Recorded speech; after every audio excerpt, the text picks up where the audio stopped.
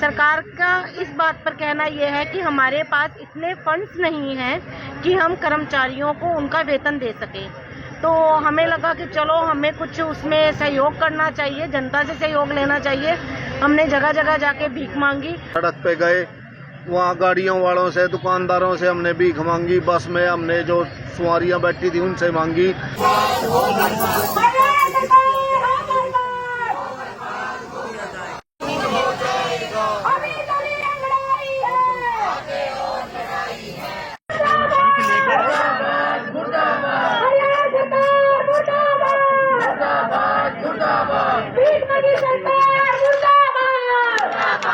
जो भीख मांगी हम मुख्यमंत्री राहत कोष में देंगे। सरकार हमारे कर्मचारियों को शुद्ध नहीं ले रही। आज हमारे स्ट्राइक का 19वां दिन है। सरकार ने हमारी नियमितकरण पॉलिसी पे विचार करना चाहिए, लागू करना चाहिए, और जब तक हमारे को नियमित नहीं करती, हमारे को 7th पे लागू करे, हमारे को जॉब सिक्योरिटी दे, जो हमारी वेतन विसंगति है उसको दूर करे। हमारी सरकार से मुख्य मांगे यही है।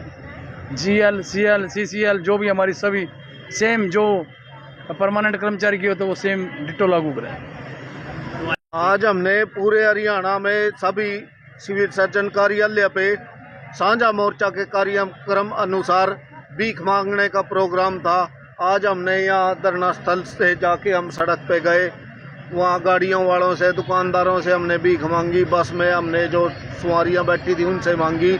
कुल 2568 रुपये की राशि हमारे पास एकत्रित हुई। सभी जिलों से कलेक्ट करके इकट्ठी करके मुख्यमंत्री राहत कोष में जमा कराएंगे, क्योंकि एक प्रकार से सरकार भी भीख मांगने का काम ही कर रही।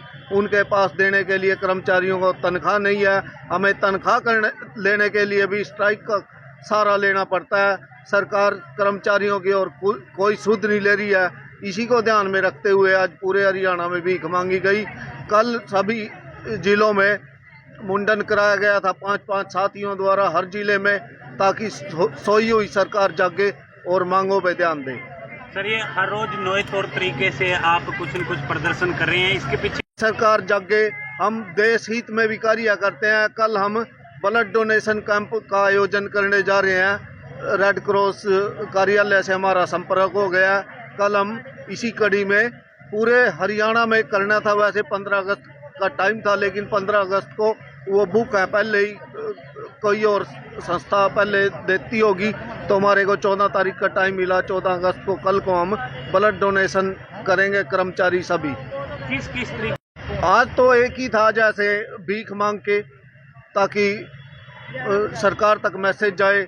बाकी यहाँ नारेबाजी की। हमारी राज्य कार्यकारिणी के हमारे प्रेसिडेंट और महासचिव भी हमारे बीच आए थे। उन्होंने भी कुछ कर्मचारियों का हौसला बढ़ाया। और साथियों, मैं आपके मंच के माध्यम से बताना चाहता हूँ, 19 दिन हो गए हैं, सरकार सुध नहीं ले रही है, लेकिन आंदोलन को और तेज किया जाएगा। इसके लिए चाहे सड़कों पे उतरना पड़े, गांव-गांव जाके सरपंचों से मिला जाए, या आमरण अनशन करने से भी पीछे नहीं हटेंगे। लेकिन अब की बार खाली आश्वासन पे उठने वाले नहीं है कर्मचारी। जगाना है। सरकार जो सोई हुई है, इस टाइम वोट बैंक के लिए जगह जगह वो जा रहे हैं, वोट मांगने का काम कर रहे हैं। एक बार जहां पर भी हरियाणा में, पूरे हरियाणा में कच्चा कर्मचारी जहां बैठा हुआ है, अगर वहां चले जाएंगे ना, तो इन्हें घर घर जाके वोट नहीं मांगनी पड़ेगी। सरकार को, सोई हुई सरकार को जगाने का प्रयास है। आज 19 दिन हो चुके हैं हम लोगों को स्ट्राइक पे बैठे हुए, पर सरकार कोई सुध नहीं ले रही है। हमारी एक ही मांग है कि हमारे जो सर्विस बाय लॉज दिए गए थे उसके साथ छिड़कानी ना की जाए, 7th पे दी जाए और नियमितीकरण किया जाए। सरकार का इस बात पर कहना यह है कि हमारे पास इतने फंड्स नहीं हैं कि हम कर्मचारियों को उनका वेतन दे सकें। तो हमें लगा कि चलो हमें कुछ उसमें सहयोग करना चाहिए, जनता से सहयोग लेना चाहिए। हमने जगह जगह जाके भीख मांगी और हमारे पास 2568 रुपये एक जिले में एकत्रित हुए हैं। पूरे हरियाणा में ये कार्यक्रम किया गया है। दुआ तो घर भर देती है। जो हमारी ये दुआ हम मुख्यमंत्री राहत कोष में देंगे। भगवान से हम ये प्रार्थना कर रहे हैं कि वो सरकार का खजाना भरे, ताकि कर्मचारियों को वक्त पर देने के लिए उनके पास पैसा हो, ताकि वो वेतन टाइम पर दे सके। और जो कच्चे कर्मचारियों को ये कहकर निकाला जा रहा है और ये कहकर नियमितीकरण नहीं दिया जा रहा कि हमारे पास इतने फंड्स नहीं हैं, उसमें कुछ एक योगदान हो सके।